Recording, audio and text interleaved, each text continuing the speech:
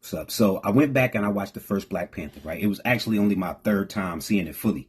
And there was these nuances and analogy that either I hadn't picked up on before or I just didn't really appreciate because it was kind of, heavy handed and I'm watching it the first time. Like in the thorough scene with Killmonger, upon my last watch, the dialogue has actually aged superbly. The I'm in your house, the I'm not the king of the world, I'm the king of Wakanda. Look, I was picking up on the Black American versus the African diaspora metaphor the first time. Upon that last watch, though, I realized that what it lacked in subtlety, it made up for in like this succinctness. It was no wasted words, no huns, no what's, none of that. It even got the word colonizer off. And I think Cougs did a great job of keeping that consistent throughout the dialogue in the initial script. I'm not worried about the dialogue in the new one that I'm going to see, Wakanda Forever. And easier that I'm resting about is definitely the cast. I have complete faith that Letitia Wright, Angela Bassett, Danae, Lupita, Winston, I know they're going to get right back in their bags. I expect beautiful action set pieces, wardrobe, decent special effects. The first one set this amazing precedent and standard, and it obviously fully introduced the character of T'Challa. The passing of our brother Chadwick Boseman, who, leading up to Black Panther, played several of our most prominent Black American figures, Jackie Robinson, James Brown, that's like my favorite one. Thurgood Marshall, just because he could, and killed that too.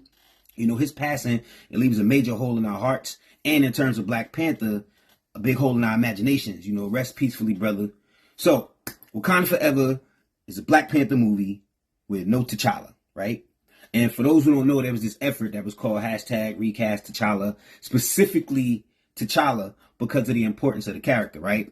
That history of that character within the books is a counterbalance to a whole lot of the other characters in the Marvel Universe, period. So I was thinking to myself, what other character has not been the star of their movie or their franchise, right? First one come to mind real quick was with Rocky, with Creed, right? Rocky movie with Rocky not being the central character. But, if I get detailed about it, Rocky was still in it. And furthermore, good or bad, he had an arc, that got, completed or at least presented.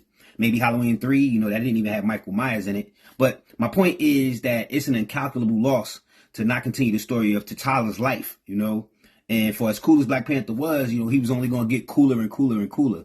And I won't go into all the valid points for or against the recast, so I'm just going to address what's left on the table and what I expect and what I hope to see in Wakanda Forever. Okay, so what's on the table? Shuri, Okoye, my favorite MCU character since the Avengers, point blank, and Nakia, okay?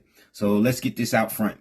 There's this vocal contingent of people who espouse misogyny in the sense that men in general are being, replaced, disrespected, downplayed, to that, I say, man, just read a book, any book, just read a book.